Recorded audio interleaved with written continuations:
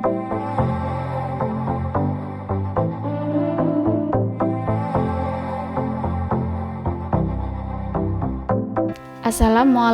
warahmatullahi wabarakatuh. Hai anak-anak semua, bagaimana kabarnya? Semoga selalu dalam keadaan sehat walafiat. Anak-anak semua sudah siap kan untuk belajar pada hari ini? Sebelum belajar, jangan lupa berdoa terlebih dahulu.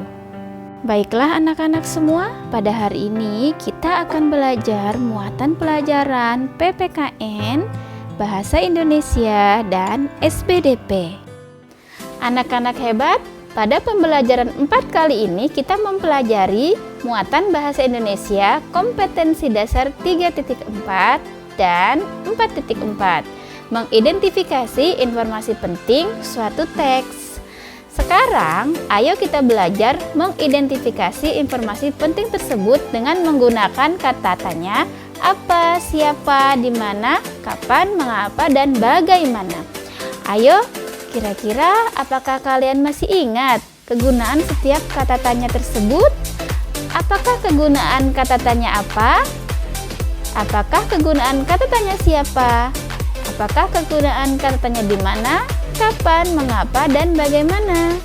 Ya, kegunaan kata tanya apa untuk menanyakan suatu hal.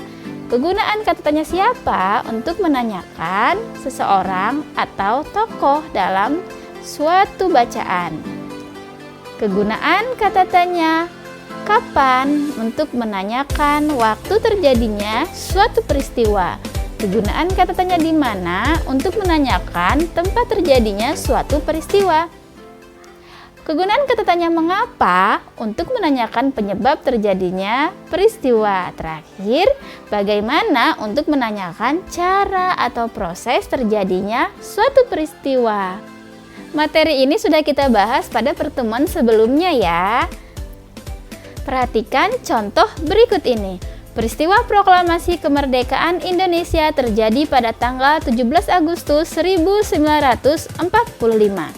Informasi pada kalimat tersebut berupa waktu terjadinya suatu peristiwa. Oleh karena itu, kata tanya yang tepat adalah kapan. Jadi, kalimat tanya yang tepat adalah kapan terjadinya peristiwa proklamasi kemerdekaan Indonesia. Bagaimana? Mudah kan? Baiklah anak-anak hebat. Sekarang kita masuk ke muatan PKN KD 3.4 dan 4.4, yaitu nilai-nilai persatuan dalam perbedaan di lingkungan sekolah. Untuk menjaga semangat persatuan di tengah-tengah perbedaan yang ada, kita perlu memupuk sikap peduli, toleransi, dan mendahulukan kepentingan bersama. Pelaksanaan nilai-nilai persatuan dalam perbedaan di lingkungan masyarakat. Di lingkungan masyarakat, kita perlu bersikap peduli. Kita harus membantu tetangga atau kawan kita yang memerlukan bantuan, meskipun berbeda suku ataupun agama. Kita juga perlu bersikap toleran di lingkungan masyarakat. Nah, sekarang kita lanjutkan ke muatan IPS KD 3.4 dan 4.4, yaitu penerapan makna proklamasi kemerdekaan Indonesia di kehidupan sehari-hari. Proklamasi kemerdekaan Indonesia menandai kelahiran bangsa Indonesia menjadi bangsa yang merdeka dari penjajahan.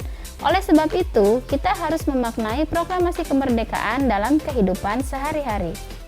Isi teks proklamasi kemerdekaan Indonesia adalah dasar terlaksananya kehidupan ketatanegaraan di tanah air tercinta.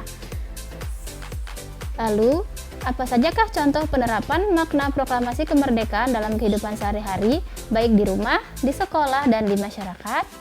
Yang pertama, tidak membeda-bedakan teman dan saling tolong-menolong merupakan satu dari banyak contoh penerapan proklamasi kemerdekaan Indonesia dalam kehidupan sehari-hari.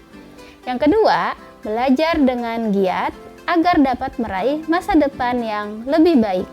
Yang ketiga, menghormati orang tua dan sesama.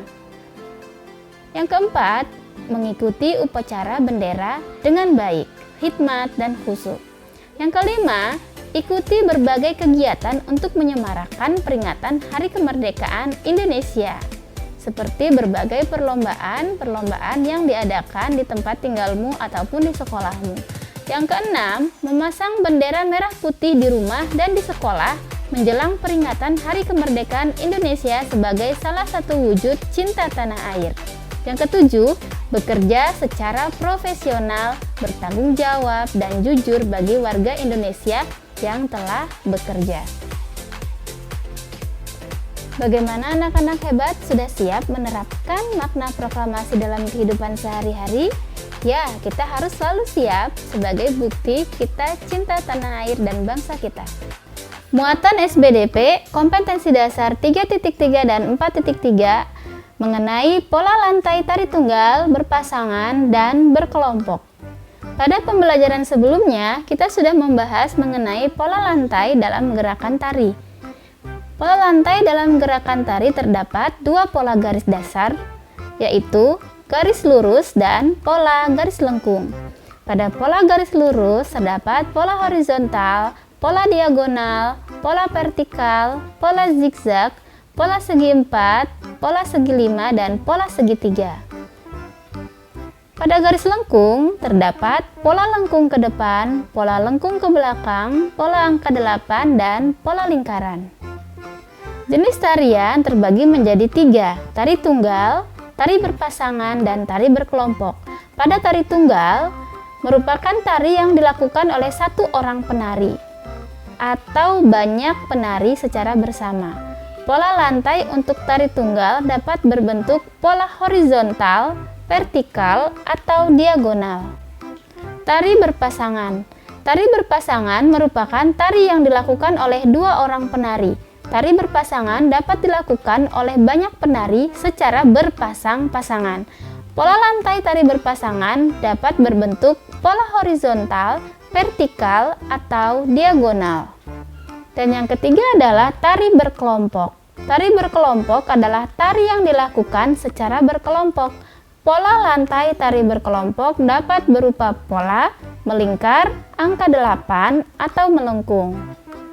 Contoh tari tunggal adalah 1. Tari kancet ledo dari Kalimantan. 2. Tari gandrung dari Banyuwangi. 3. Tari taledek dari Jawa Timur. 4. Tari gambir anom dari Jawa Tengah. 5. Tari cokek dari Betawi. 6. Tari merak dari Sunda dan Bali. 7. Tari pendet dari Bali. Contoh tari kreasi berpasangan di Indonesia. 1. Tari ketuk tilu dari Jawa Barat. 2. Tari piring dari Sumatera Barat. 3. Tari serampang 12 dari Sumatera Utara. 4. Tari legong dari Bali. 5. Tari wireng dari Jawa Tengah.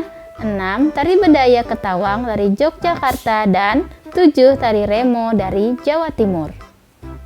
Berikutnya, contoh tari berkelompok. Yang pertama, tari kecak, berasal dari Bali. Yang kedua, tari saman, berasal dari Aceh, mempunyai pola lantai garis lurus. Yang ketiga, tari wor. Tari wor berasal dari Biak, Irian Jaya. Keempat, tari tortor. Tari tortor berasal dari daerah Tapanuli dan Samosir, Sumatera Utara. Kelima, tari zapin. Tari zapin adalah tarian berkelompok yang berasal dari Riau. Yang keenam, tari rentak bersapih. Tarian ini berasal dari Jambi. Ketujuh, tari gambyong. Tari gambyong berasal dari Jawa Tengah. 8. Tari gantar. Tari gantar berasal dari Kalimantan Timur.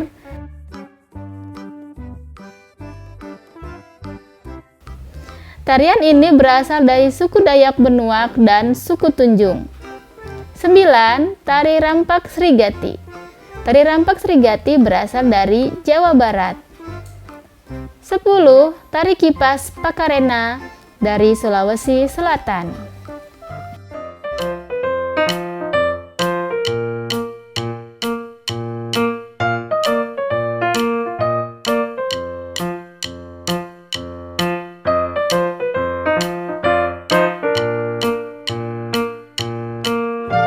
Baiklah anak-anak hebat, sampai di sini dulu ya penjelasan materi pada hari ini. Jangan lupa untuk mengerjakan tugas-tugas yang diberikan di buku tugasmu.